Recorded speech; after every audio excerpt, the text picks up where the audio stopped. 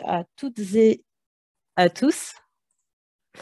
Bienvenue à toutes et à tous pour ce webinaire. Nous sommes très heureux de vous accueillir à ce webinaire qui a pour objectif d'illustrer la mise en œuvre d'actions concrètes pour l'efficacité énergétique avec une mise en miroir de deux types d'acteurs que sont les collectivités territoriales d'un côté et les industriels de l'autre, qui finalement, on va s'en rendre compte, qui ont des enjeux, des ambitions conséquentes en matière de réduction de leur consommation énergétique sur leurs bâtiments et leurs différentes installations.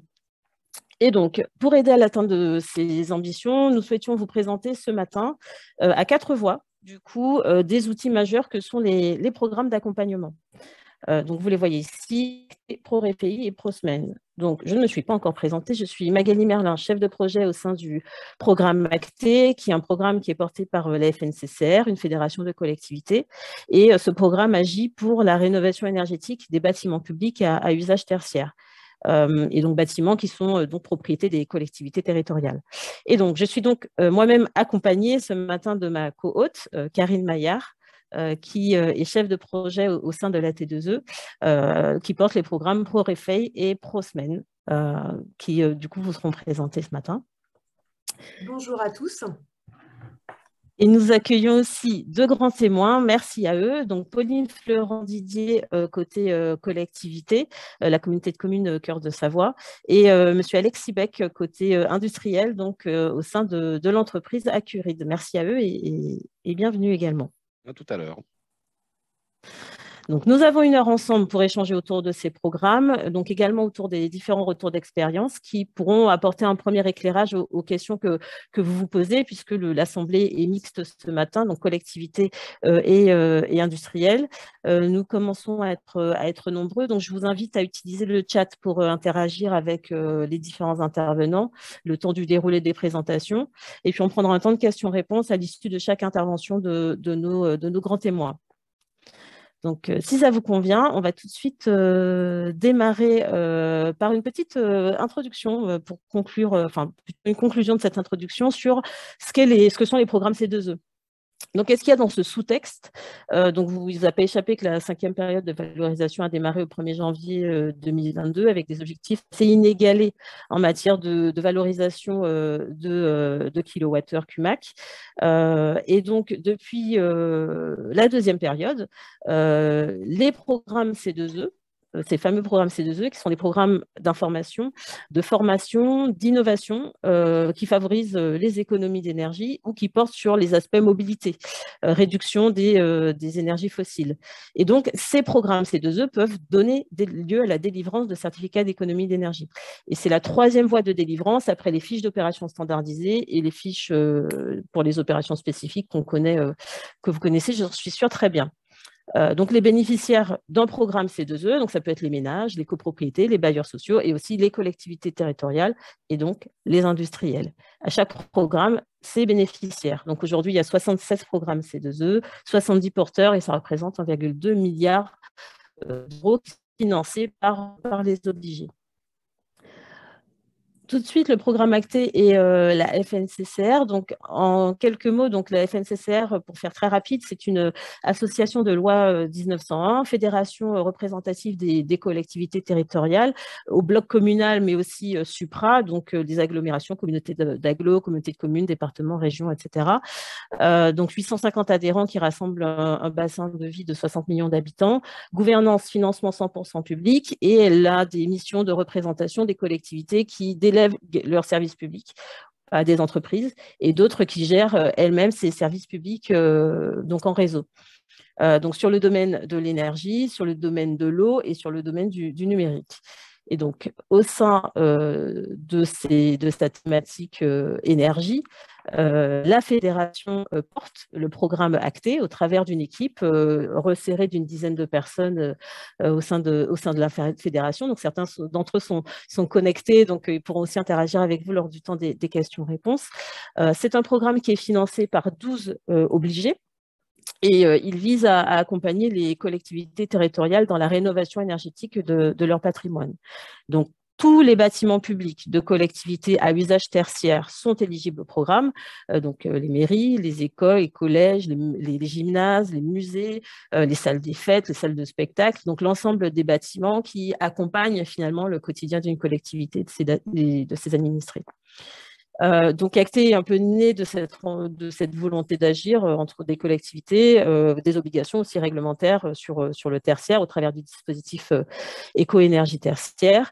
Et donc, c'est le seul programme transverse à destination des collectivités, un des seuls programmes portés par une fédération de collectivités, avec l'objectif de redistribuer près de 90% des fonds qui sont mobilisés au sein du programme aux collectivités de façon à irriguer le tissu économique local. Pour faire très simple, vous verrez que dans le programme Acté, il y a beaucoup de métaphores. Je vous remercie tous de bien vouloir couper vos micros. Donc, il y a une métaphore de l'arbre qui est très présente au sein du programme. Donc, il y a deux approches complémentaires. Donc, vous voyez à droite, la première en jaune, c'est ce programme central de financement au travers d'appels à projets. Donc, on vient financer des ressources humaines, notamment des postes de ce qu'on appelle des économes de flux, qui est assez central au sein du programme, qui est un expert facilitateur des projets, qui est intégré au sein des équipes de la collectivité et donc financé par le programme Acté. Il vient soutenir sur le long terme la trajectoire d'efficacité énergétique. C'est du financement d'études également, d'audits énergétiques, de stratégie pluriannuelle d'investissement. C'est du financement de métrologie, des outils de mesure, des capteurs, des sondes et du financement de maîtrise d'œuvre. Donc, tout ce qui aide au financement direct des projets en amont de la décision de travaux. Donc, c'est toute la partie organisationnelle. Et puis, le deuxième volet, donc vous voyez à gauche en vert, c'est l'aspect centre de ressources qui se traduit au travers d'une bibliothèque qui regroupe un certain nombre de documents, donc des fiches techniques, des guides, des cahiers des charges, des formations, afin de préparer aux démarches d'accompagnement et d'aider à la montée en compétences pour des prises de décision des collectivités en matière d'efficacité énergétique. Donc, on a un certain nombre de documents d'ailleurs qui vont paraître, notamment sur comment monter un groupement de commandes dans les règles de l'art de la commande publique et du Code général des collectivités territoriales, qui a été produit au sein d'un groupe de travail, des groupes de travail qui sont animés, donc animés par Acté et qui rassemblent les économes de flux qui sont dans le réseau du programme. On a réalisé des benchmarks aussi de logiciels d'outils de suivi des consommations énergétiques, des guides sur la rénovation des piscines, par exemple, qui sont des équipements à part assez spécifiques, des cartographies pour identifier aussi des facilitateurs localement qui peuvent aider les collectivités, les élus à mettre en place et à avoir des réponses sur leur projet. Et dans cet ordre d'idées, du coup, au niveau national, on a mis en place une hotline, un centre d'appui qui est venu renforcer justement le centre de ressources, accessible du coup par téléphone et puis par courriel. Et elle vise à du coup apporter ces réponses aux collectivités en faisant le lien avec les facilitateurs locaux qui peuvent du coup appuyer à ce niveau-là. Donc, voilà un petit peu pour faire assez brièvement le panel du programme. Il y a deux racines philosophiques, et on est toujours dans la métaphore filée des arbres, c'est la mutualisation et la vision long terme sur le programme Acté.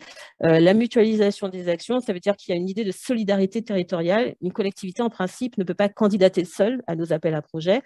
Elle doit impérativement se rapprocher d'une autre collectivité, mais par contre, on n'impose pas une maille de mutualisation, ni en type de collectivité ou en nombre de bâtiments qui doivent être suivis ou diagnostiqués ou audités. C'est avant tout la logique territoriale qui doit primer. Donc ça, c'est vraiment un des piliers, une des racines du programme. Et puis encore, on est toujours dans la métaphore arboricole. C'est aussi une approche long terme, c'est-à-dire que les démarches qui sont financées doivent s'inscrire dans une stratégie globale pluriannuelle avec l'idée de capitaliser sur des actions très concrètes, même si c'est des petits projets, mais qui permettent du coup de décémer au fur et à mesure et d'être dans une logique en fait de rénovation complète du patrimoine à atteindre. Donc voilà. un peu pour le programme ACTE, pour arriver du coup sur cette vision des différents appels à projets qui s'appellent donc Sequoia, Merisier, Palétuvier, qui sont soit généralistes, soit qui viennent s'adresser à un parc de bâtiments en particulier. Donc Merisier pour les écoles, Eucalyptus pour les collèges et les lycées, par exemple. Et puis donc on a une sélection tout au long de l'année 2021. Donc tout ça, c'est la phase qui est maintenant aujourd'hui passée.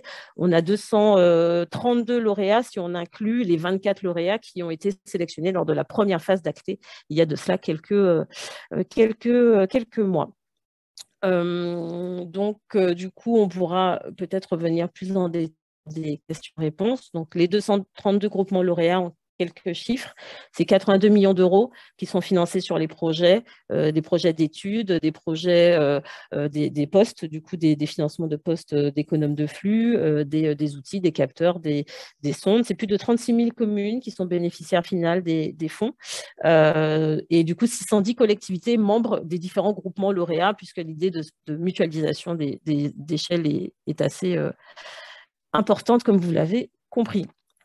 Rapide zoom sur l'économe de flux au sein du programme ACTE. Donc, c'est cet expert au sein des collectivités qui exerce pour leur compte des missions du coup d'ingénierie qui viennent notamment pour les collectivités qui n'ont pas de service de conseil en énergie partagée ou qui viennent en complémentarité de celui-ci, notamment sur des aspects financiers et juridiques en complément de l'aspect technique qui peut déjà être couvert. Et donc l'économe de flux, ces actions s'adaptent vraiment aux besoins du territoire sur lequel il intervient. Mais dans la finalité, il peut intervenir sur l'ensemble de la chaîne, donc en amont, en aval et évidemment pendant le projet et donc à l'échelle du patrimoine bâti. Donc, il y a d'ailleurs eu, on en sort tout juste, donc des premières rencontres nationales économes de flux conseillers en énergie partagée qui s'est passé à Paris hier pendant 2 jours. Donc, 2 jours de rencontres donc, au sein du programme ACTE et puis avec l'ADEME en co-organisation, donc plus de 220 participants, donc de très très beaux moments qui vont essaimer pour après. Dans cet objectif commun de massifier la rénovation énergétique. J'en ai fini pour cette présentation globale du programme ACTE. Je vais du coup passer la parole à Pauline Fleurandivier. Donc, on prendra vos questions. Je n'ai pas accès au chat dans ce mode de présentation, mais du coup, je prendrai le temps de regarder un petit peu les questions qui sortent éventuellement pendant la présentation de Pauline Fleurandivier, chargée de mission qui suit du coup les projets ACTE au sein de la communauté de communes Cœur de Savoie et qui va du coup nous présenter un petit peu la démarche du projet au sein de la collectivité. Merci à elle. Il y a également Sébastien Hérault, donc responsable du service transition énergétique qui l'accompagne.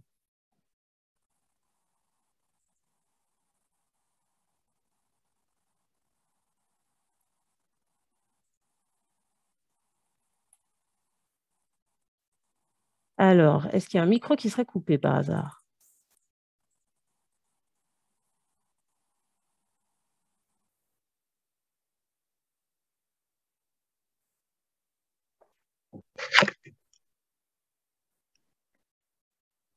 Est-ce que vous m'entendez? Impeccable. Ah, super, ok.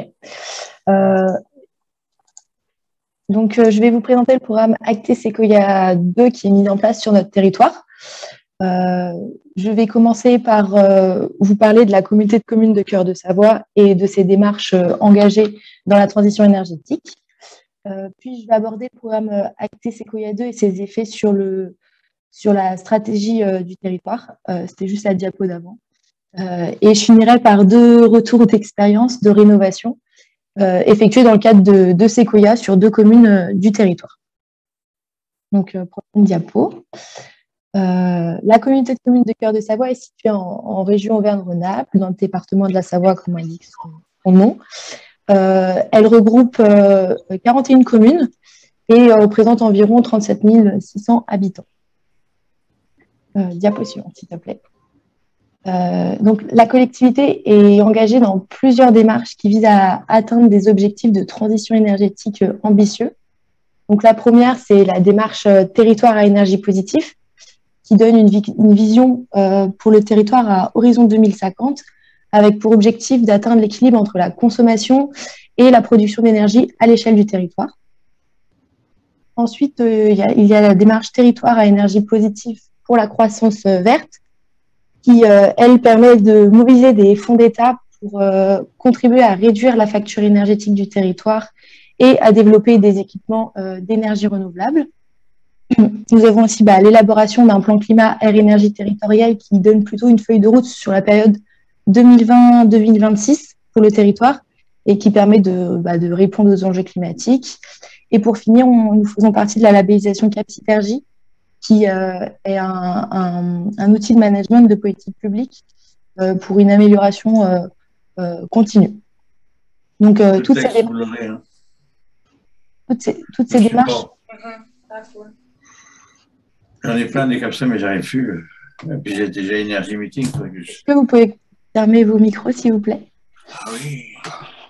Donc, toutes ces démarches permettent d'avoir une vision à moyen terme et à long terme et d'avoir les moyens d'atteindre les objectifs énergétiques. Donc, prochaine diapo. Dans la continuité de cette dynamique, nous avons répondu en groupement à l'appel à manifestation d'intérêt, donc Sequoia 2, qui propose un financement sur les coûts organisationnels et opérationnels qui sont liés aux actions d'efficacité énergétique sur les bâtiments. Et donc, cet appel à projet propose une mutualisation des projets, comme l'a dit Magali, et qui permet de massifier les actions de réduction des consommations énergétiques des collectivités. Et donc, pour cela, nous avons donc réalisé un groupement avec la communauté d'agglomération d'Arles-Isère et le syndicat de Pays de Maurienne. Nous avons pu bénéficier de 3 axes de financement. Le premier, c'est les outils de suivi et les équipements de mesure qui permettent de suivre les consommations d'énergie et de mesurer des potentiels problèmes sur le bâtiment existant avec plusieurs mesures. Par exemple, les outils de mesure peuvent être réalisés avec une caméra thermique, un anémomètre pour mesurer le débit d'air pour la ventilation ou simplement des thermomètres pour le suivi des températures à l'intérieur des bâtiments. Le deuxième axe de financement, ce sont les audits énergétiques qui permettent d'avoir une analyse détaillée du bâtiment. Cette analyse permet de mettre en évidence les points forts et les points faibles du bâtiment en termes de confort et de consommation d'énergie. Et elle permet ensuite de fixer des objectifs et des actions claires avec une série de préconisations qui sont chiffrées et évaluées en termes d'investissement, de confort et de gain d'énergie. Et donc, ces préconisations sont souvent présentées sous forme de scénarios de rénovation qui sont plus ou moins ambitieux. Et pour finir, le troisième axe de financement, c'est l'aide au financement de la maîtrise d'œuvre qui permet de passer à l'acte de la rénovation. Donc, nous sommes donné l'objectif de 70 audits, de transformer 70% des audits en travaux. C'est un objectif assez ambitieux. Prochaine diapo. Alors, donc, le projet porté par le groupement vise à d'abord identifier les grands enjeux énergétiques du patrimoine de chaque collectivité du territoire. Ensuite, il permet de définir un cap pour chaque projet de rénovation énergétique en choisissant par exemple un scénario de rénovation défini dans l'audit, puis de mettre en œuvre des travaux cohérents avec l'objectif fixé qui peut être par exemple 40% d'économie d'énergie sur le bâtiment après travaux. Et ensuite, il faut suivre aussi l'atteinte de ces objectifs. Et donc, Sequoia permet vraiment d'accélérer la rénovation énergétique des bâtiments tertiaires communaux et intercommunaux, avec d'abord l'apport d'ingénierie aux petites communes, l'apport de solutions techniques via l'audit qui est vraiment une aide à la décision pour les élus, et puis le passage à l'axe via le financement de la maîtrise d'œuvre. Ensuite, donc, diapo suivante, s'il te plaît. Au niveau du calendrier, ce programme s'étale sur 2 ans, donc il a commencé en mars 2021. Nous sommes aujourd'hui à mi-chemin et sur ces 2 années, il y a l'organisation de plusieurs comités techniques et comités de pilotage qui sont réalisés afin d'avoir des points d'avancement réguliers. Ensuite, je vais donner quelques chiffres sur la diapo suivante. Donc, sur le territoire de la communauté de communes de Cœur de Savoie, 15 communes vont bénéficier du programme Sequoia, qui représente environ 31 bâtiments qui sont concernés par des audits énergétiques, par le financement d'audits énergétiques via Sequoia, et 6 bâtiments qui sont concernés par le financement de la maîtrise d'œuvre. Pour finir, je vais vous présenter deux retours d'expérience sur 2 communes de Cœur de Savoie. D'abord, la commune de Porte de Savoie, qui, elle, a réalisé un audit sur sa mairie en 2021 à cause de factures d'énergie élevées. Donc, suite à cette analyse, la commune a fait le choix d'une rénovation globale de son bâtiment pour maîtriser au mieux ses dépenses énergétiques. Et donc, elle a réalisé une isolation de l'enveloppe du bâtiment, le changement des menuiseries et la mise en place d'une ventilation double flux. Pour la commune de Frétrive, donc la diapo suivante, elle a réalisé un audit énergétique sur son école, et donc plus pour cause d'inconfort hivernal, parce qu'il y avait des sensations fortes de courant d'air dans l'école. Et donc, après cet audit énergétique, ils ont choisi d'aller vers une rénovation par étapes plutôt que globale. Donc l'année dernière, en été 2021, ils ont commencé à remplacer les menuiseries. Et puis cette année, ils viennent ils vont commencer l'isolation du plancher bas et la ventilation. Donc tous ces choix ont été guidés par des scénarios de rénovation qui ont été chiffrés et argumentés et qui sont donc définis dans l'audit énergétique. Donc voilà, j'en ai fini pour la présentation du programme Sequoia et sa mise en place à Cœur de Savoie. On peut passer aux questions si vous en avez. Merci beaucoup, Pauline, pour cette présentation. Donc, je surveille le chat pour voir les questions qui pourraient venir. Donc, je crois qu'il y a des petits problèmes de connexion. Est-ce que tout le monde a bien vu la présentation et a entendu les échanges? J'espère qu'il y aurait eu plus de messages si tel n'avait pas été le cas. Moi, j'ai une question du coup sur donc on a bien compris la position de la communauté de communes pour ces communes au sein du groupement Sequoia.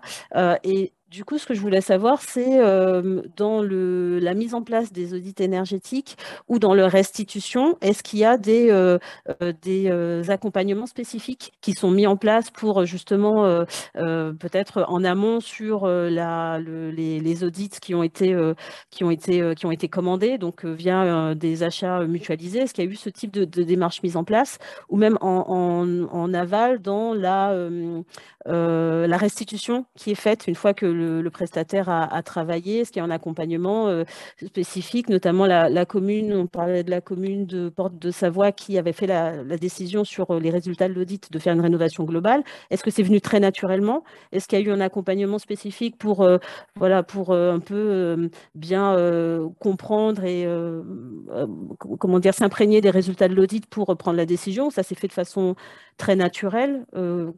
Comment ça s'est un petit peu fait entre vous et la commune de ce point de vue-là?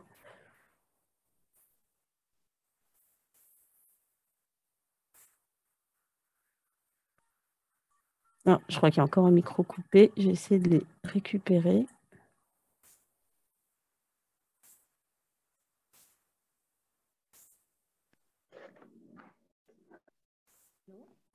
Est-ce que vous m'entendez? C'est bon. Oui, c'est bon, ok, super. Donc, ce que je disais, c'est que moi, j'accompagne les communes pour ce programme Sequoia. Donc, je suis là pour les aider à rédiger le cahier des charges des audits, par exemple, pour qu'ils correspondent vraiment aux besoins et aux usages du bâtiment. Je suis également présente avec elle pour le lancement la réunion de lancement de l'audit et la réunion de restitution. Et donc, la réunion de restitution, ça permet vraiment c'est une aide à la décision, et ça permet de cibler vraiment un scénario de rénovation. Concernant la commune de Porte de Savoie, eux, ils ont été accompagnés par l'ADEME lors de leur réunion de restitution. Ils l'ont fait déjà l'année dernière. Voilà. Mais sinon, j'accompagne une à une les communes pour les aider sur des points techniques ou des aides à la décision. Très bien, c'est très clair. Merci beaucoup. Alors, je regarde le chat. Je ne vois pas de questions qui remontent. Donc, n'hésitez pas. Vous restez avec nous jusqu'à la fin, Pauline? Oui. Oui, impeccable. Du coup, n'hésitez pas à remonter vos questions dans le chat. On les relaiera sans aucune difficulté. Merci beaucoup pour cette présentation et donc vos contacts. Vous aurez le support de présentation. Il sera diffusé à l'ensemble des inscrits. Et donc, je passe la parole à Karine Maillard, chef de projet au sein de l'AT2E, pour nous parler des programmes à destination des industries. Bonjour à tous, est-ce que vous m'entendez bien? Parfaitement. Bon, impeccable. Merci de nous accueillir au sein du webinaire de la FNCCR. Je suis Karine Maillard, je suis en charge du programme ProRefi et je travaille au sein de l'association Technique Énergie Environnement, qui est une association qui existe depuis 40 ans. Et je suis ce matin présente avec vous pour vous présenter 2 programmes qui aident donc les entreprises à faire des économies d'énergie et à agir. Un petit mot sur l'AT2E. Donc, l'AT2E, c'est une association loi 1901 qui existe depuis 40 ans, qui a été tout d'abord créée autour d'un pôle, la MDE, maîtrise de l'énergie, puis comme vous pouvez le voir à l'écran, qui s'est étoffé, puisqu'aujourd'hui, il y a 6 autres clubs qui passent par la cogénération, le club C2E et également par la pyrogazéification. Les missions donc, de la T2E, c'est faire progresser la maîtrise de l'énergie dans les entreprises et les collectivités et d'aider les utilisateurs d'énergie à mieux connaître les actions pour améliorer donc leur performance énergétique. Concernant les adhérents, il y en a plus de 2000. Ce sont aussi bien des fournisseurs de solutions d'efficacité énergétique, des responsables énergie d'entreprises ou de collectivités, et puis il peut y avoir également des enseignants, des chercheurs et d'autres associations.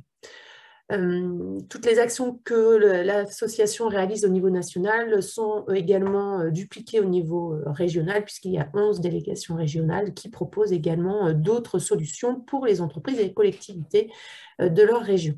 À côté de ces missions, la T2E porte 2 programmes C2E nationaux, que sont ProSMN, donc un programme national d'aide au financement pour aller vers l'ISO 50001, et puis ProRefi, le programme de montée en compétences des référents énergie de l'industrie et du tertiaire complexe. Merci. Donc, comme je viens de le dire, ProSMN qui attribue une prime, ProRefi qui est un parcours de formation. Et on va d'abord présenter donc, le programme ProSMN. Slide suivante, merci. Qui est un programme de soutien pour la mise en place d'un management de l'énergie conforme à la norme ISO 50001. Et ce soutien se concrétise par le versement d'une prime. Le programme actuel se clôt le 1er octobre 2022. Donc, si vous êtes dans ce parcours, voilà, il faut absolument réaliser cette revue énergétique et puis l'obtention de l'ISO 50001.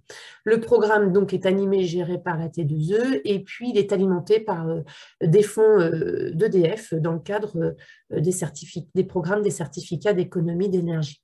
Alors concrètement, comment ça se passe? Slide suivante. C'est assez simple.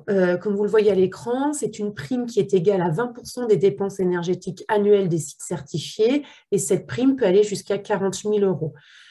Pour qui? Pour toutes les entreprises de tout secteur et toute taille. Comment? En faisant une demande, en faisant une présentation du certificat ISO 50001 avant le 1er octobre 2022. Et si tout est OK, l'entité peut percevoir donc une prime jusqu'à 40 000 €. Slide suivante. Voilà, en quelques mots, les étapes. 1, donc remplir un questionnaire en allant sur le site ProSMN. Il faut le déposer avant le 30 juin 2022. La T2E vous dira si votre entité est éligible ou pas à la prime. L'étape 2, c'est obtenir la certification ISO 50001. Et dans ce cas-là, retourner sur le site ProSMN et remplir un deuxième formulaire, le compléter et l'envoyer avec les pièces justificatives à la T2E avant le 1er octobre 2022. Si tout est OK, donc la prime est versée par un virement. Et la fin du programme, c'est le 31 décembre 2022. Donc ça, c'est la première partie d'aide pour aller vers un système de management de l'énergie, mais il y a également une deuxième partie, un deuxième programme qui est pour le programme ProRefi, donc dédié aux salariés en charge de l'énergie. Slide suivante. Alors, pourquoi ce programme? Tout simplement pour optimiser la performance énergétique sur chaque site industriel et du tertiaire complexe, en donc, formant des personnes au management de l'énergie et en mettant en place un management de l'énergie performant et durable. Slide suivante. Alors, c'est un programme novateur en 3 parties. La première partie est un parcours multimodal en 3 étapes. La deuxième, un module complémentaire. Et puis, la troisième partie, l'accès à la communauté des référents énergie. Et je vais vous présenter donc ces 3 parties sur les slides suivantes. Alors, la première partie, c'est le parcours multimodal qui commence par un MOOC, donc une formation à distance qui aborde l'ensemble des fondamentaux de l'efficacité énergétique. En moyenne, on considère qu'il faut 6 heures pour le réaliser. Ça peut être plus ou moins en fonction de ses compétences en matière d'efficacité énergétique. Il est technique, il faut le savoir. Donc, est proposé également un tutorat pendant le MOOC pour toute personne qui est inscrite au parcours obligatoire. Et c'est l'organisme de formation qui met en relation donc le stagiaire avec un formateur qui lui est dédié. Le MOOC peut être réalisé de façon indépendante puisqu'il est accessible à tout public gratuitement. À la fin du MOOC, la personne réalise un quiz final pour lequel il faut obtenir 70% de bonnes réponses pour aller en stage de 2 jours, l'étape 2, donc qui peut être proposé en présentiel ou en distanciel. Donc, pendant ce stage de 2 jours, la personne continue d'acquérir de la théorie et commence également à se mettre en mode gestion de projet, gestion de management pour aller vers la troisième étape. Donc, cette deuxième étape, elle est scandée par des mises en situation, des jeux de rôle, des exemples, et ça permet à la personne qui se forme de se projeter pour la troisième étape quand elle va retourner sur son site. Donc, la troisième étape, c'est l'accompagnement individuel en situation de travail. La personne retourne sur son site et au lieu de se dire « il n'y a qu'un faucon, je ne sais pas par où commencer », elle va être accompagnée sur plusieurs semaines, voire plusieurs mois, dans la limite de 6 mois après le stage de 2 jours, par un formateur qui lui est dédié. Et la personne qui se forme va mettre en place une ou plusieurs actions d'efficacité énergétique avec l'appui méthodologique, technique et pédagogique du formateur. Donc, c'est bien la personne qui se forme qui va mettre l'action en place et pas le formateur. Il faut bien avoir ça en tête. La prise en charge, alors, petit clic s'il vous plaît. Merci. Donc, la prise en charge des coûts pédagogiques peut être réalisée par le programme à hauteur de 80% sous condition. La deuxième partie du programme, ce sont les modules complémentaires. Aujourd'hui, nous proposons 6 modules complémentaires. Ça permet de se perfectionner. Il est à destination des personnes qui ont réalisé le parcours obligatoire, mais ça peut également faire l'objet d'une formation pour l'un de ses collègues. Ils peuvent être pris en charge par le programme également, s'il y a un parcours obligatoire qui a été réalisé et pris en charge par le programme. Et dans ces cas-là, le programme peut prendre en charge les coûts pédagogiques de 10 demi-journées dans la limite de 3 salariés par entreprise. Vous avez sur la droite de votre écran les 6 thématiques possibles. Donc, il y a plan de mesurage, comprendre le financement d'une action d'efficacité énergétique, les achats d'énergie, les énergies renouvelables, développer un argumentaire et communiquer et sensibiliser. Et la dernière partie, la troisième partie, qui est la communauté des référents énergie, le réseau national de référence, qui propose donc des outils pratiques ainsi que des temps d'échange avec des pairs et des experts. Et cette communauté est accessible gratuitement aux personnes inscrites au parcours obligatoire dès la réalisation du stage de 2 jours. Et la gratuité court tout le long du parcours, c'est-à-dire jusqu'à la fin de l'accompagnement, l'année civile de fin d'accompagnement. Slide suivante. Voilà, vous retrouvez l'information ici.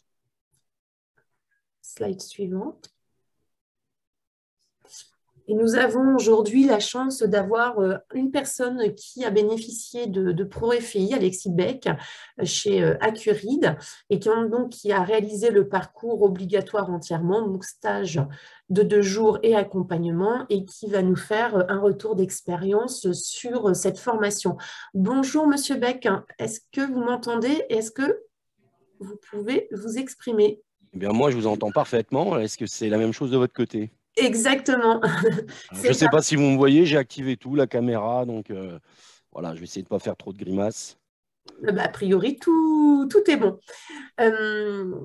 Alors, ce que je propose, nous avons intégré vos slides. S'il y a besoin, n'hésitez pas à nous demander d'aller aux slides suivantes. L'idée, c'était déjà de me présenter, de présenter un peu mon entreprise et puis bien évidemment d'axer tout ça sur la partie énergétique, puisque ce n'est pas notre métier, l'énergie. On est des utilisateurs, comme beaucoup d'entre nous. Et puis, on ira faire un petit tour du côté effectivement, de ce retour d'expérience de cette formation. Donc, moi, je m'appelle Alexis Beck. J'ai eu plusieurs métiers dans cette entreprise aujourd'hui et j'ai en charge depuis 8 ans les moyens généraux, les fluides et l'énergie.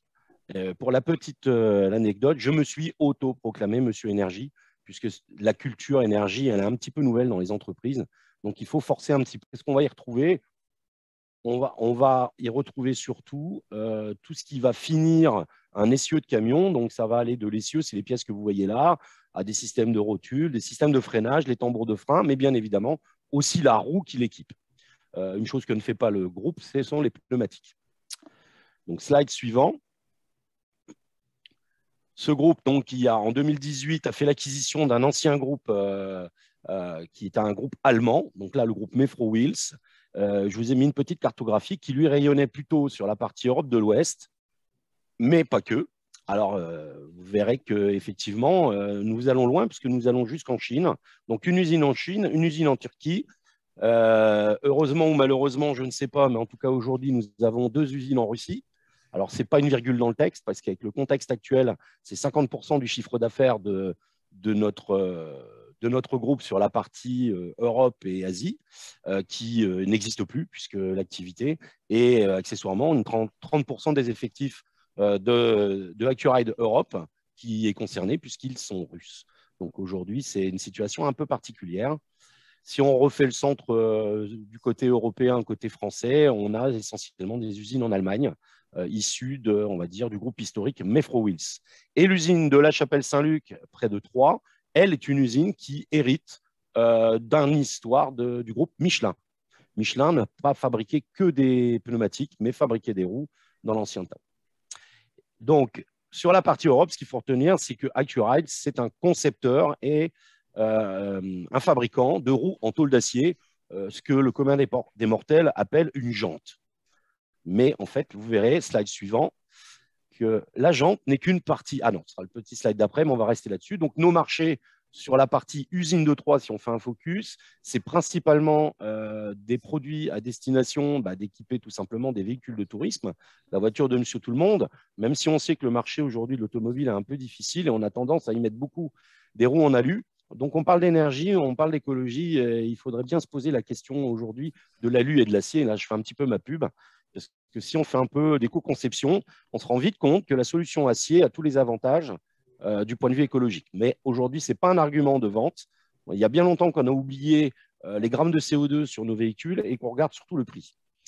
Donc, véhicule de tourisme de Monsieur Tout-le-Monde, mais également véhicule utilitaire. Et c'est 50% de notre production qui va sur des petits utilitaires qu'on va appeler le Kangoo, le Berlingot, ce qu'on connaît des marques françaises classiques de l'artisan local. Et on va jusqu'à faire des roues qui ressemblent un petit peu à des roues de camion, qui sont à destination des plateaux type plateau du petit Iveco, du maçon du coin. Voilà, donc une double activité. Et on a aussi alors une activité qui n'est pas produite sur place, mais dont on a le design, les clients et tout le suivi, on va dire, logistique et qualité, qui est la fabrication, enfin en tout cas, on fait réaliser des roues pour les métros, et pas que le métro parisien, puisqu'on rayonne dans le monde entier. Donc, slide suivant. Nos principaux clients, vous l'avez compris, un petit utilitaire et véhicule Monsieur Tout-le-Monde, on va retrouver les grands classiques, les grands groupes français, mais pas que, puisqu'on va aussi avoir des clients hérités de la partie allemande, avec les groupes Volkswagen, Seat, BMW. Et puis, c'est en tout dernier, le groupe CNH qui va regrouper plutôt les utilitaires tels que l'Iveco Daily, Fiat Ducato. Donc voilà, le panel des destinations de produits qui quittent l'usine de la Chapelle-Saint-Luc.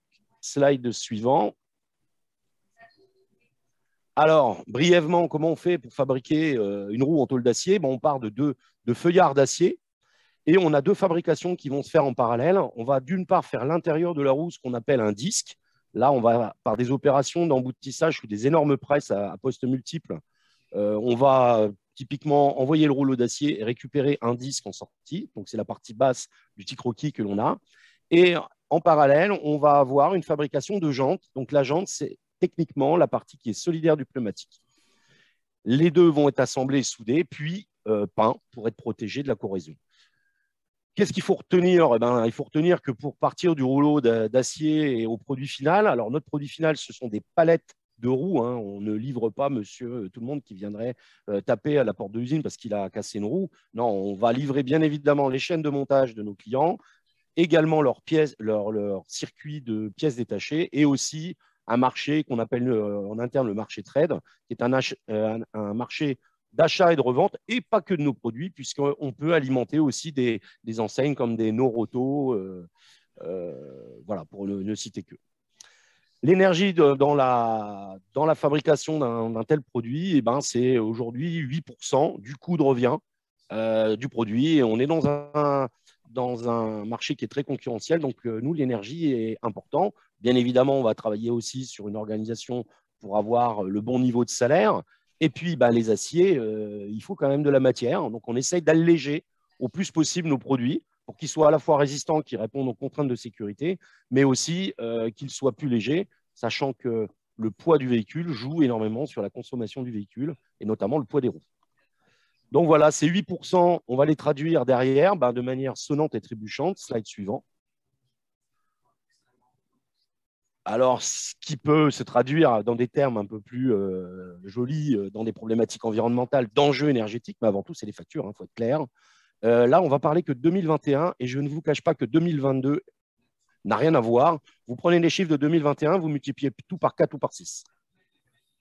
Donc, c'est aujourd'hui devenu même plus un enjeu, c'est carrément vital pour l'entreprise de se préoccuper de consommation énergétique. Donc, pour fabriquer une roue de voiture, il nous faut entre 3,5 et 5 kWh d'électricité. Ça va se traduire à l'échelle de l'usine l'année dernière par une facture d'1,25 million d'euros pour à peu près 17 gigawattheures d'électricité consommée. J'ai fait un petit calcul, bon, ça dépend des données, en gros l'équivalent de la consommation de 300 ménages. Et pour la partie gaz, qui lui aussi est dévolue à 50% pour la partie process et 50% pour chauffer les bâtiments. Et il faut dire qu'au niveau des bâtiments, on a juste à peu près 100 000 m² de couverts. Bon, ça vous donne un petit peu, 100 000 m², il me semble que ça fait 10 hectares de bâtiments. Donc voilà, on a aussi une vingtaine de gigawattheures de gaz consommés l'année dernière pour une facture un peu moins de 500 000 euros et qui représente à peu près la consommation de 2000 foyers.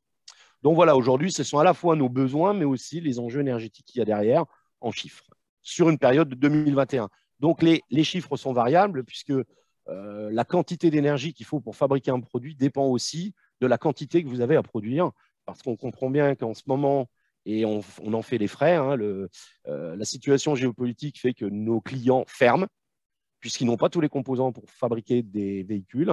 Et la semaine dernière, l'usine était fermée. Cette semaine, on a bricolé et la semaine prochaine, nous fermons l'usine encore une fois de plus parce que nous n'avons pas vocation à faire des stocks. Donc, il va de soi que les énergies seront au plus bas en termes de consommation puisque les factures ont fortement augmenté. Slide suivant. Donc, l'énergie chez nous, elle est globalement le management de l'énergie que l'on a dans notre société. Il suit une démarche d'amélioration j'ai envie de dire générique, ISO, puisqu'on a toutes les certifications ISO possibles, inimaginables liées à notre activité, sauf l'ISO 50001. Et ça, c'est un choix aussi de ne pas aller jusqu'à l'ISO 50001, bien que nous soyons dans les faits, nous ayons tous les outils qui nous permettraient d'acquérir la certification. Mais la certification n'est pas un objectif en soi pour nous. Ce qui nous intéresse, c'est l'organisation qu'on y a mis derrière. Donc, nous, notre parcours, si on ne fait qu'un focus sur l'énergie, typiquement en 2001, certification 14001. Donc là, on se préoccupe de mettre un peu de management autour des problématiques environnementales.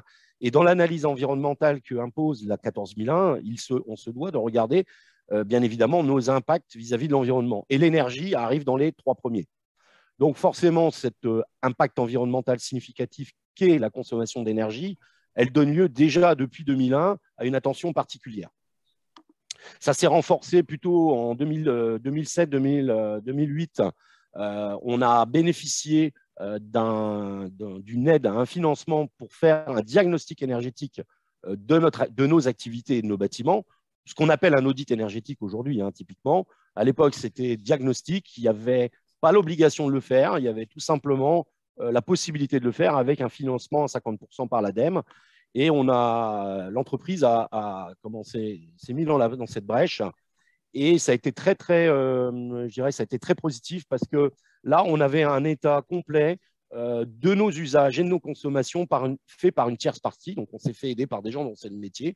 Et ce qui a permis surtout derrière de mettre un premier plan progrès dans lequel les premières actions ont été de mettre en place un système de management de l'énergie. Et dans ce système de management de l'énergie, il y a un pilier, c'est le référent énergétique, dont j'ai la mission aujourd'hui, mais qui a été la mission d'autres collègues à cette époque-là. Donc là, la mise en place, c'est un système de management, c'est avoir un référent, un homme qui va connaître un peu les tenants, les aboutissements. C'est aussi la mise en place d'un certain nombre d'indicateurs. Et puis, du point de vue technique, j'ai mis un petit mot un peu barbare qui s'appelle GTC, gestion technique centralisée. On a commencé à faire de la domotique dans l'usine à l'échelon industriel, notamment pour piloter la distribution d'air comprimé dans l'usine. Donc là, derrière ça, dans le parcours, il y a des obligations. Nous avons une taille d'entreprise qui nous impose depuis 2015 de faire un audit énergétique tous les 4 ans. Sauf, bien évidemment, si on va jusqu'à la certification ISO 50001. Nous ne souhaitons pas le faire aujourd'hui. Ce n'est pas pour faire nos petits Gaulois dans notre coin. C'est que tout simplement, vous l'avez compris, on a un certain nombre de certifications à faire vivre. Et tout ça, ça prend beaucoup de temps, notamment lors des audits obligatoires qu'il y a tous les ans. Et on ne sait pas aujourd'hui dégager du temps supplémentaire pour une certification 50001. Et on n'y voit pas, en fait, un intérêt plus que ce qu'on fait déjà aujourd'hui, puisqu'on quelque part, on est déjà dans cette logique qui est indiquée dans l'ISO 50001. Donc, en 2015, nous avons fait un premier plan progrès. Je vous montrerai quelques résultats derrière des actions que nous avions identifiées à l'époque. On a remis le couvert en 2019. Et puis, bien évidemment, j'ai mis quelques logos à côté de ça. On est bien au fait de tous les mécanismes qui peuvent nous aider à financer tout ou partie de nos projets. Il n'y a pas que ça dans la démarche, c'est aussi s'inscrire sur le tissu local. On a une belle université à Troyes qui dispense aussi une licence professionnelle du management des énergies et des énergies renouvelables. J'ai eu la chance d'accueillir déjà 4 alternants venant de cette école qui ils m'ont filé un coup de main pour dégager du temps et aussi de la compétence au niveau de leur équipe d'enseignants, de telle manière à avancer sur un certain nombre de projets. Et puis l'énergie, ça s'inscrit aussi au cœur d'un certain nombre de démarches à la fois d'écologie industrielle. Donc là, on fait partie du club écologie industrielle de l'Auble, du club énergie de la CCI. Et nous avons en 2021, et on y vient, fait le choix, en tout cas pour me concernant, de suivre la formation ProFI. Donc, slide suivant. Donc, les motivations vis-à-vis de cette formation étaient simples. Déjà, management de l'énergie, c'est mon retour d'expérience très personnelle. C'est, on va dire, une science ou en tout cas un domaine de compétences que l'on acquis au cours du temps, qui commence à s'enseigner, il faut être clair, dans certaines filières d'enseignement, mais où globalement, on part souvent de pas grand-chose et dont on n'a pas forcément les connaissances. Notre métier à nous, c'est de fabriquer des roues en tôle d'acier et ce n'est pas forcément de piloter des énergies. Bon, on l'a vu, c'est un coût non négligeable. Donc, effectivement, comment acquérir ces compétences?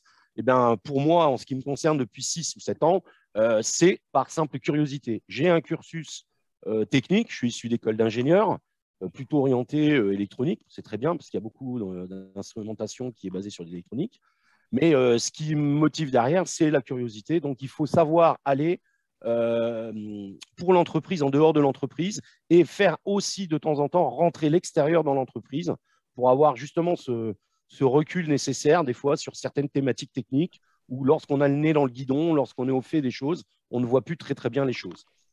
Donc la curiosité, de notre côté, le programme qui était présenté correspondait tout à fait à mes missions et j'avais aussi dans l'idée de me dire mais quel était mon niveau de maîtrise aujourd'hui par rapport à ce qu'il doit se faire en termes de management d'énergie.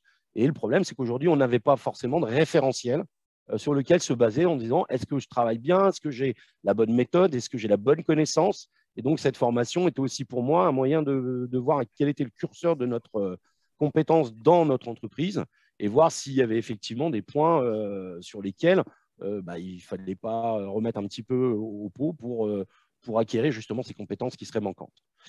Deuxième argument, formation quasiment gratuite. Donc, à l'échelle d'une boîte comme la nôtre, on va dire, c'est pas forcément ce qui motive, mais bon, ça peut motiver aussi certains dans le choix des décisions, même si ça va prendre un petit peu de temps pour ceux qui suivent la formation. Donc, j'en ai parlé, bien évidemment, faire un peu un T0 de notre maîtrise par rapport à l'énergie, et puis surtout aller vers un référentiel commun, encadré et reconnu.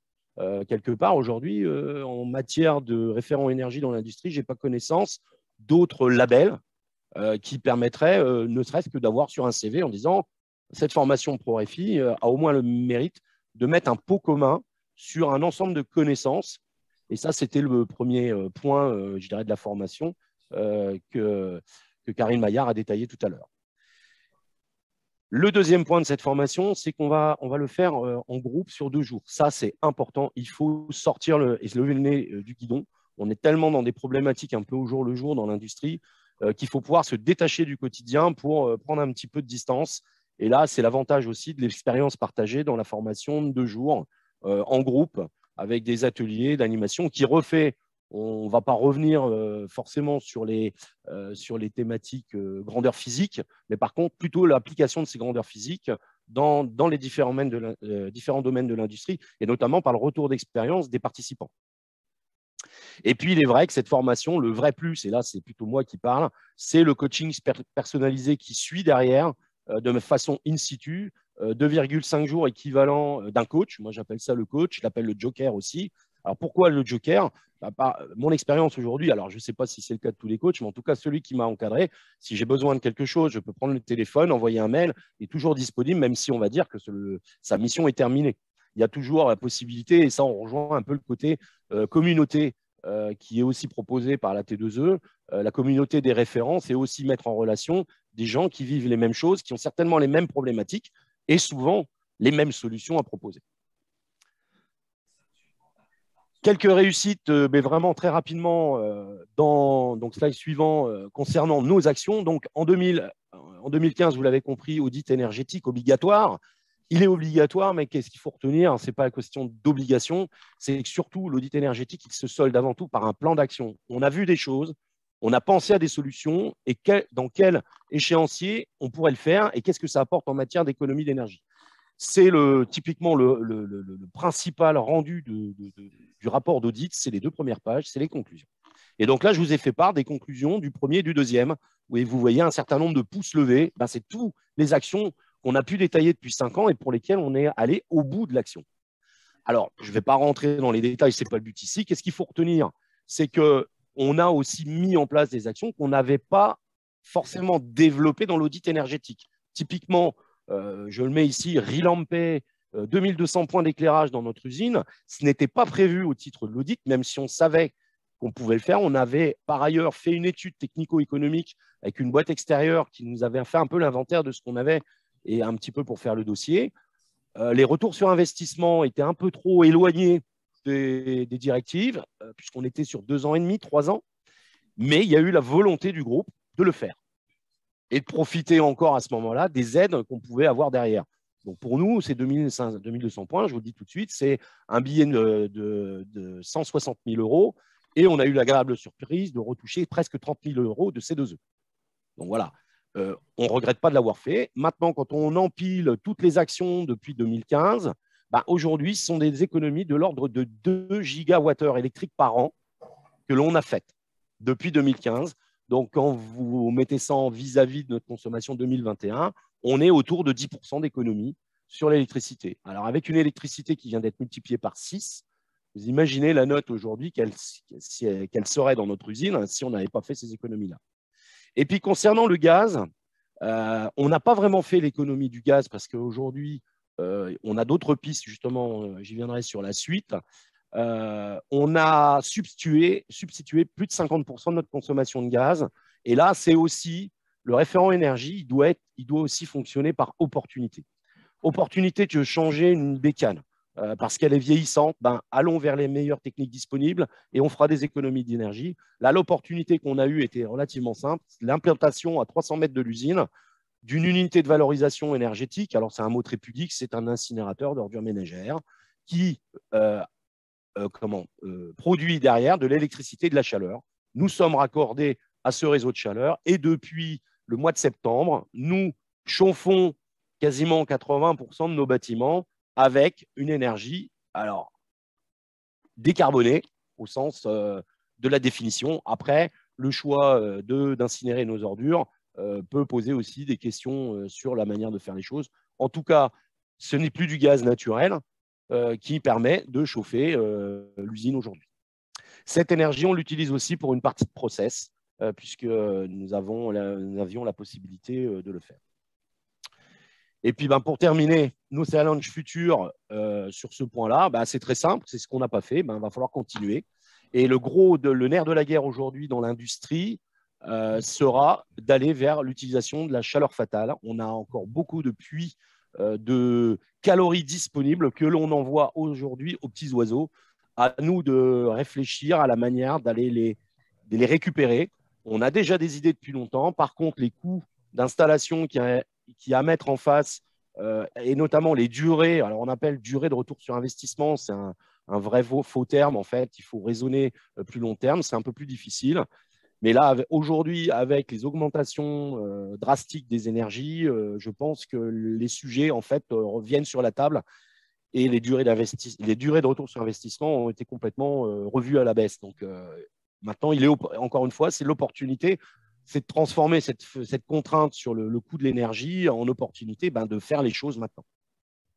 Donc, le premier point, ça sera de continuer à réduire nos consommations, bien évidemment, d'exploiter notre chaleur fatale. Et puis, puisqu'on va faire de plus en plus de choses, il faut quand même qu'on puisse se doter d'un outil qui nous permet de nous assurer qu'on fonctionne correctement. Et là, même si on a développé pas mal de choses en interne. C'est moi le dernier, mais attention à vos micros. Du côté de chez Frédéric Maison, attention à vos micros. C'est un mec de l'usine digitale, il vient en vrai. Merci. Et puis pour terminer, donc je disais, outils de supervision des énergies. Et ça, c'est un point sur lequel j'ai travaillé avec mon coach récemment. Donc derrière, un certain nombre de labels sur lesquels on s'appuiera aussi. On a en région Grand Est le programme Climaction. Et il ne faut pas croire, la T2E aussi derrière. Mais on est sur des programmes européens redéclinés au niveau des ADEME et redéclinés en région qui devraient nous aider à financer une partie de nos projets de récupération de chaleur. Le contexte économique peut être aussi aidé avec le programme France Relance. Et bien évidemment, on est toujours à l'écoute des opportunités des certificats d'énergie puisqu'on vient d'avoir une nouvelle période. Donc, il va falloir remettre un petit peu le nez dans les nouveautés et voir les thématiques sur lesquelles on serait éligible. Et pour terminer, parce que je suis assez bavard, et puis laisser un peu de place aux questions, je terminerai juste par mon retour d'expérience sur mon métier aujourd'hui. Encore un petit peu plus loin, s'il vous plaît. Voilà. Moi, mon retour d'expérience, en fait, en tant que monsieur énergie de l'entreprise, c'est qu'en fait, je m'éclate. Je m'éclate et je ne dirais pas que je m'amuse, mais c'est très, très motivant et passionnant de travailler sur la partie énergie, notamment à réduire les consommations énergétiques. Bon, déjà, ça me fait vibrer personnellement sur la partie curiosité technique. On a vraiment des concepts qui sont super novateurs aujourd'hui. On va même voir des gens qui sont capables de récupérer de la chaleur chez certains, de la transporter et de la mettre à disposition. Typiquement, on va réinventer la brique que nos grands-mères faisaient chauffer pour réchauffer le lit, mais à l'échelle d'un container avec des briques réfractaires ou des choses comme ça. Il y a beaucoup de curiosité technique et beaucoup de choses à inventer ou à réinventer dans le domaine de l'énergie. Derrière ça, il est clair que tout ce que vous faites comme comme amélioration, bah, il y a une certaine reconnaissance immédiate, même si ce n'est pas ça qu'on recherche, bah, c'est des euros sonnants et trébuchants. Et ça, c'est un indicateur très, très palpable. Quand vous transformez vos consommations d'énergie en économie en euros, tout le monde le connaît. Et c'est en cela aussi que c'est un sujet fédérateur, parce que, bien évidemment, on est quand même abreuvé de sujets au niveau de problématiques écologiques. Et lorsque dans son travail, on peut aussi chacun travailler à améliorer, notamment par des systèmes d'idées de progrès ou tout simplement par son comportement au quotidien, à améliorer la facture, et bien effectivement, on a des chantiers sur l'usine pour travailler sur la réduction d'énergie, notamment lorsque l'usine est à l'arrêt, parce que vous avez bien compris qu'on est obligé en ce moment de fonctionner par à-coup.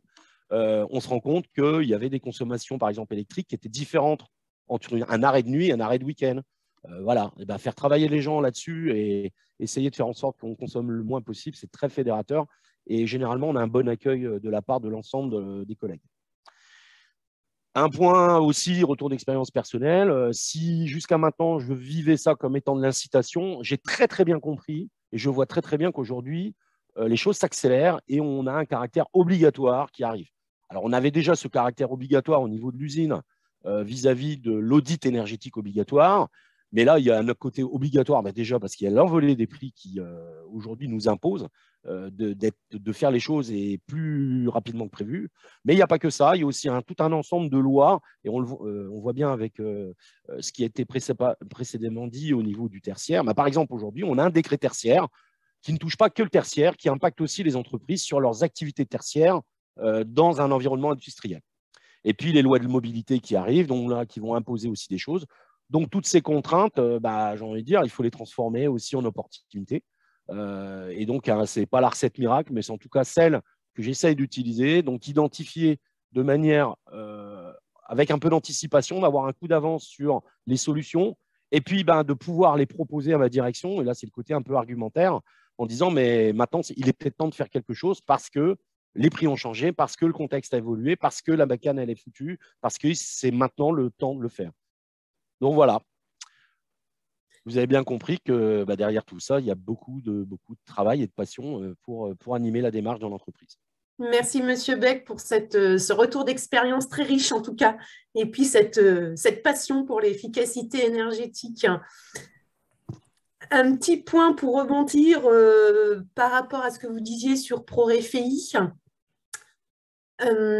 Et pour conclure sur ProRéféi, donc aujourd'hui, c'est plus de 600 entreprises engagées, c'est plus de 1000 inscrits à la formation. Il y a encore des choses à faire.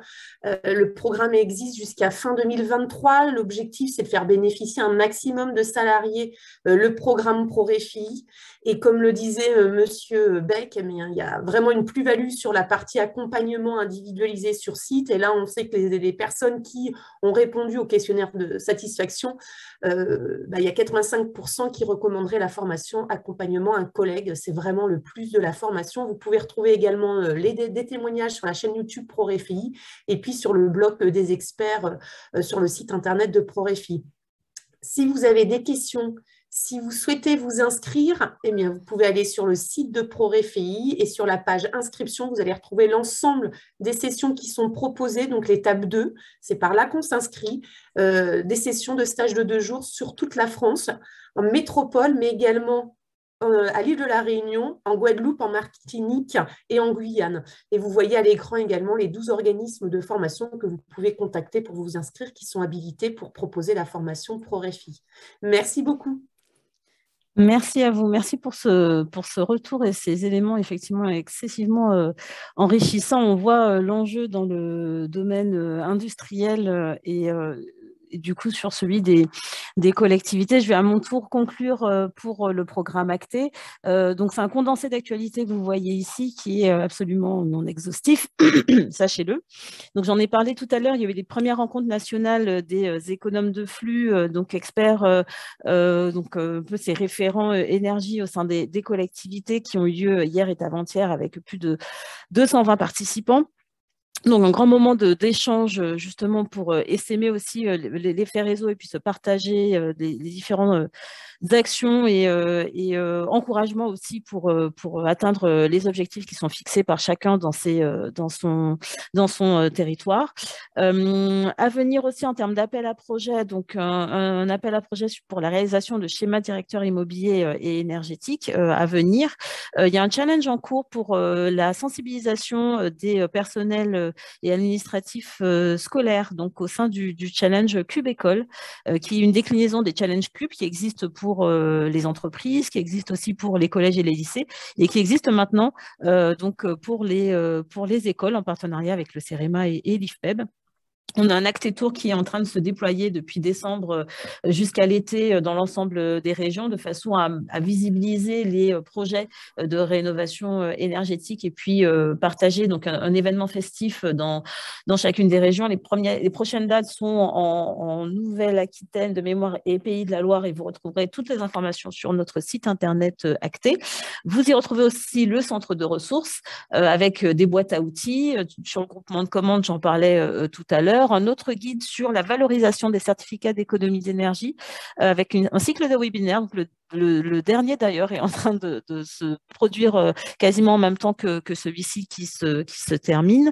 Des guides, un guide pratique, un cycle de webinaires, des documents types aussi qui pourront être disponibles. On a parlé du décret éco-énergie tertiaire, du dispositif éco-énergie tertiaire. Donc sachez que le programme Acté et la FNCCR font partie de la concertation de la plateforme sur son ergonomie, sur ses différents blocs. Donc, il y a aussi des éléments qui sont à disposition du coup, qui pourront être notamment déployés lors d'un prochain webinaire qu'on organisera probablement d'ici la fin la fin du mois de juin, justement pour un peu faire un retour d'expérience sur l'utilisation de la plateforme Opérate, faire des retours d'expérience aussi de collectivités qui s'engagent dans le dispositif éco-énergie tertiaire et comment ils s'organisent justement pour se mettre dans cette démarche de collecte, de remontée d'informations. Du coup, beaucoup de sujets. Le maintien des appels à candidature, j'ai parlé donc de Cube École pour les programmes pour les scolaires. On a une démarche qui s'appelle Étrier pour les communes rurales plutôt isolées, un programme Acto pour les piscines, un appel à projet sur les schémas directeurs immobiliers énergie à venir, un autre sur les bâtiments classés, et puis un programme sur étudier l'effacement, en fait, peut-être un sujet très prégnant dans l'industrie, un peu moins sur les bâtiments tertiaires des collectivités, mais pour identifier un peu les gisements d'effacement, donc suite à une étude qui a été conduite qui montrait que l'effacement ne venait pas forcément en compétition de l'efficacité énergétique. Et puis un nouveau programme, l'UMACT, qui va être en appel à financeurs aujourd'hui, appel à financeurs C2E, qui va plutôt s'intéresser aux questions d'éclairage public des collectivités territoriales. Voilà, donc tout cela, vous pouvez le retrouver sur notre site internet Acté. Toute la documentation, si vous voulez être informé de nos actualités, n'hésitez pas à vous inscrire à la newsletter, donc également accessible via notre site. Vous aurez le support de présentation, donc n'hésitez pas à nous contacter. La T2E, la FNCCR sur ces 3 programmes que nous avons présentés ce matin. Est-ce que tu veux rajouter quelque chose, Karine, éventuellement ? En fait, il est temps d'agir, que ce soit les collectivités territoriales, les entreprises industrielles. Monsieur Beck l'a bien dit, il y a vraiment un sujet, il y a un réel enjeu. Il existait, mais il est encore plus fort aujourd'hui. Donc, allez-y. Les programmes sont là pour vous accompagner. Et ce sont des programmes qui ont des durées de vie limitées dans le temps. Donc, c'est maintenant qu'il faut s'y inscrire et en profiter. Et on espère qu'on vous aura donné cette envie, en tout cas. Merci à tous. Je vous souhaite une très bonne matinée et je vous dis à bientôt. Merci, au revoir. Au revoir.